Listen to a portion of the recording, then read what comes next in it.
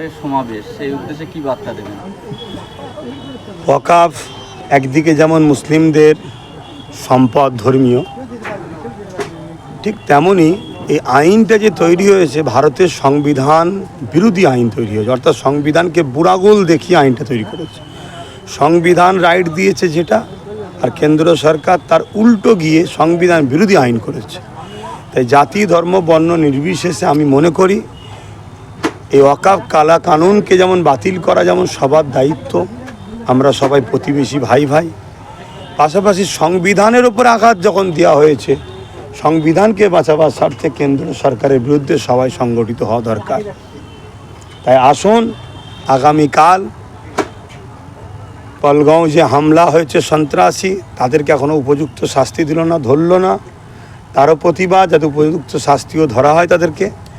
পাশাপাশি এই ওয়াকাফ কালা কানুন যেটা সংবিধান বিরোধী আইন তৈরি হয়েছে, আইনকে বাতিল করার প্রতিবাদ সভা আমরা গর্জে উঠি। সবাইকে আহ্বান করছি আসার। সময় 3টে থেকে 5টা পর্যন্ত, দুপুর 3টে থেকে 5টা পর্যন্ত।